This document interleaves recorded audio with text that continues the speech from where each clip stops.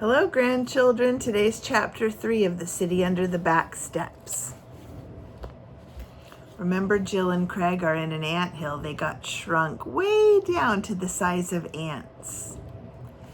Jill and Craig followed the lady in waiting as fast as they could, threading their way through clusters of ants which filled the hall. Even those who weren't occupied with the task of transporting something from one place to another were not standing idle. Many of them were washing themselves, much in the same manner as a cat cleans its fur. Others were doing this service for friends, and now Craig could see one of the uses for the spiny edges on the two front legs. They were combs which the ants ran over their bodies, smoothing and patting and grooming until the hard black surface shone. There wasn't much time to look around, however. Not if they kept my lady in sight. She had preceded them across the floor of the chamber, and when they finally arrived at the opposite wall, they found her awaiting them impatiently. "Why do you dawdle so?" she reproved. "We are now leaving the great hall, and you must stay close beside me. The tunnel is long and winding. You might get lost unless you are with me." "We can't keep up with you, my lady," panted Jill. "We have only 2 legs and you have 6. "You have 4, corrected my lady instantly. "Why do you not use all 4 when you walk? It is true that you could not walk as fast with 4 as I with 6, but you could walk twice as fast as you do now, using only 2. Why do you think that my lady thinks they have 4 legs? What else is she counting?" "These are arms, not legs, and we aren't meant to walk on them," explained Craig. "You see, we're human beings, and men are—" "That word again!" My lady's antenna rapped hard against his head. "What Craig means is that we've always walked on 2 legs. We were taught that way," said Jill quickly.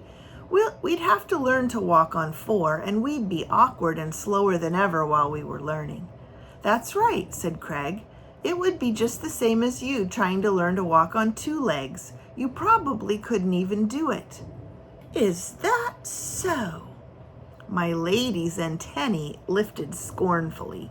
A moment later, she raised herself, and on her back 2 legs delicately pirouetted before them. A pirouette is what a ballet dancer does when they spin. "Awkward, am I?" she demanded angrily, replacing her antennae with a little flourish. "Why, that was lovely," admired Jill. "It was a little dance, wasn't it? I'd no idea you could dance so beautifully, my lady." And here's the illustration showing my lady pirouetting on 2 legs.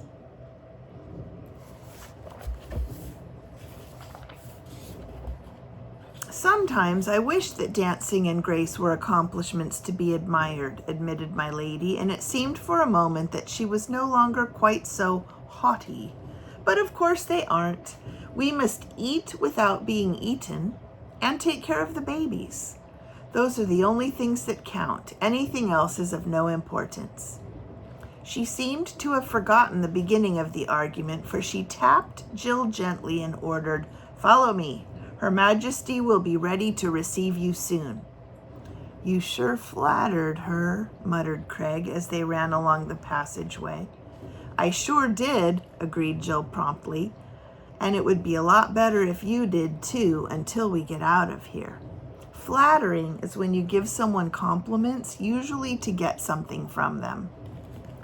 The passage was a tunnel, and on either side of it were the doorways of many rooms hollowed out of the earth.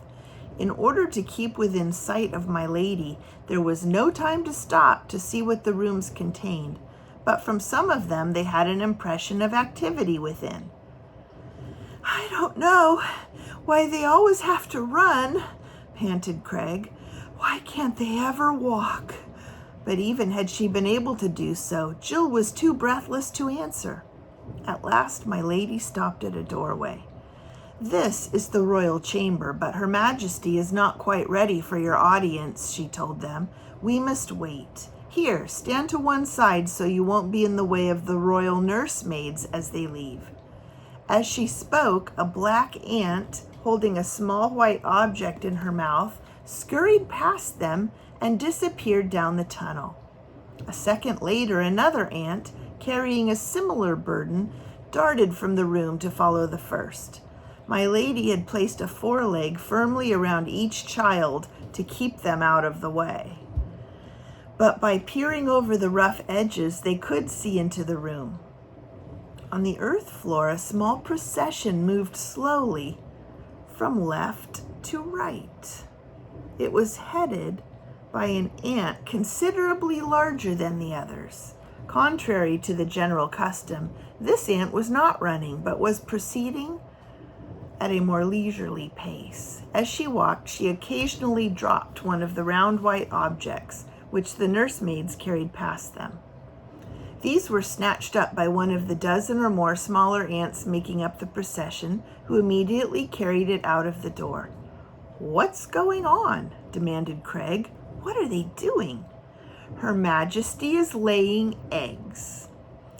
My lady's antennae vibrated with reverence. "The nannies are transporting them to the royal nursery. We must not interrupt."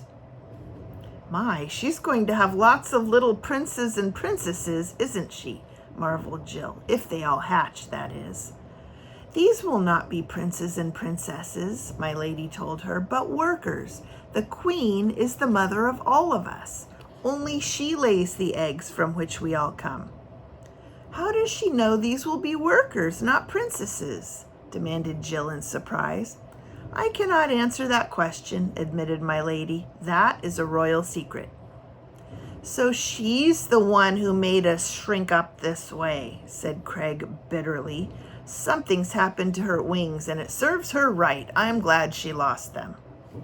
"Her Majesty discards her wings willingly after her marriage flight," my lady told him disapprovingly. "She doesn't need them beyond that one time, for thereafter her eggs will remain fertile. She never flies again. But this is not the new queen, the one who punished you. This is the old queen, her mother." "Is she going to change us back?" My lady declined to answer. She removed her antennae from the children's heads and stood waiting to be noticed, her milk-white eyes filled with respect as they followed her sovereign. The sovereign is the king or queen of a group. After a while, the queen stopped her slow progress across the floor.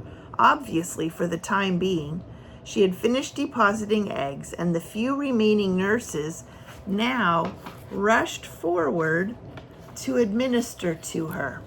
Some began to wash her hard black body, others to comb and smooth it, while one of them stood directly in front of the motionless queen, and it seemed to the watching children that their mouths touched. Jill patted my lady to attract her attention. "Are they kissing?" she whispered. "No, Her Majesty is tired after her work. She is being refreshed with a drink of honeydew."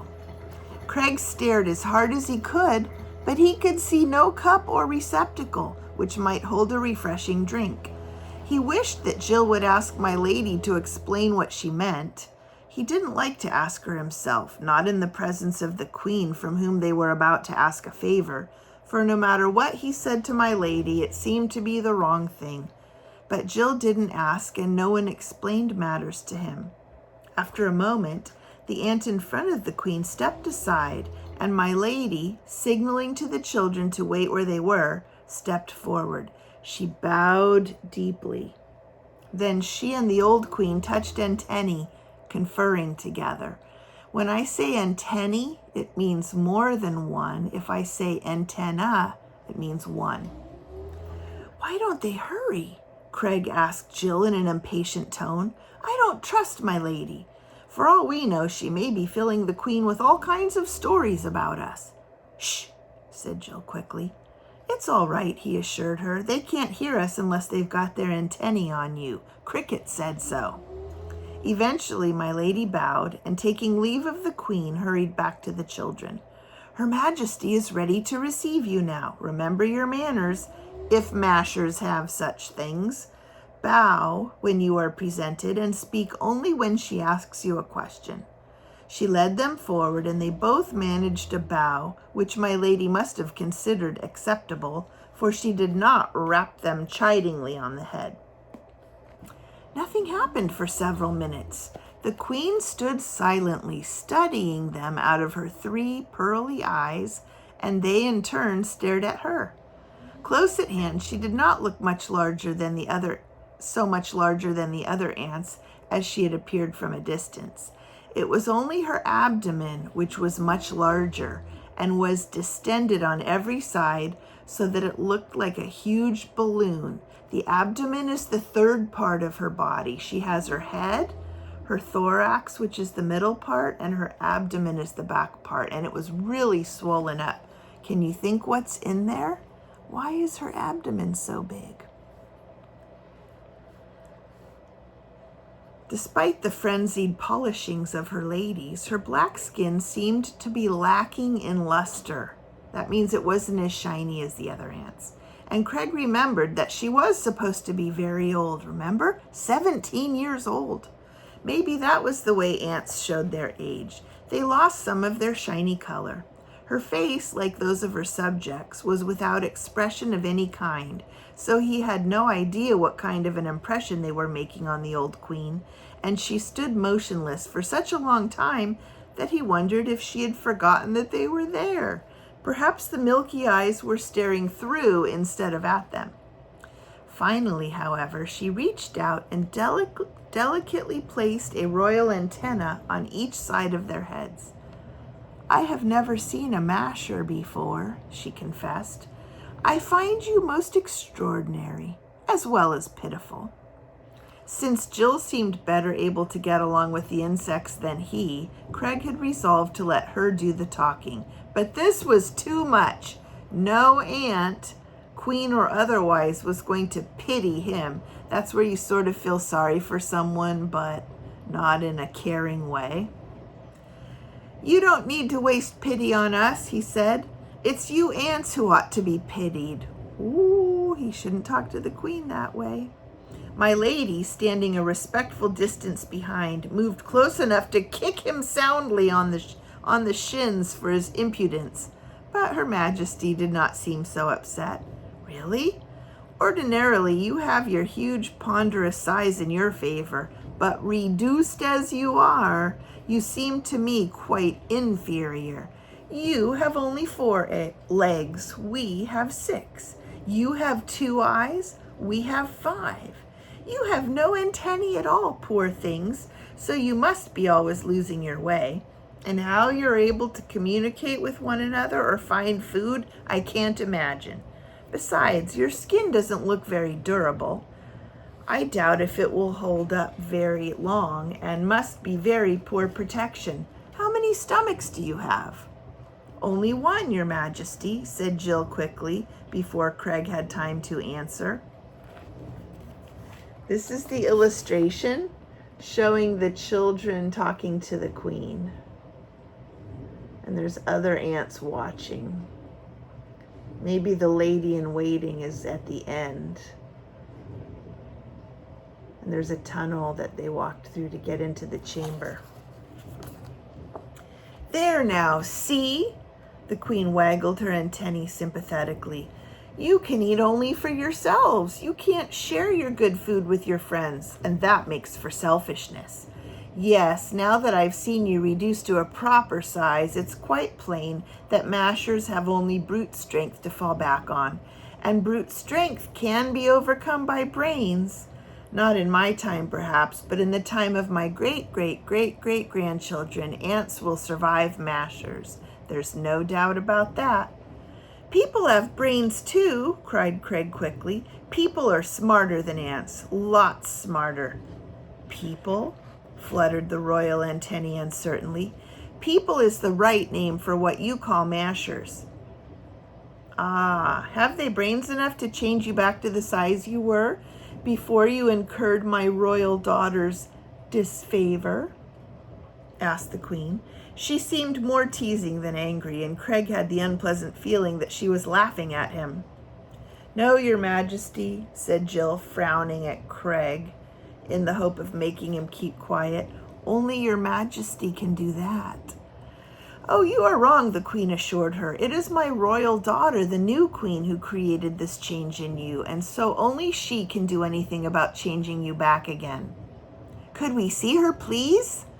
"I'm afraid not," said the queen. "She is resting now after her marriage flight, and later she will be very busy laying many new eggs. She cannot be disturbed under any circumstances." "But you saw us," insisted Craig, "and you were laying eggs." "Not so many these days as I used to," sighed the queen.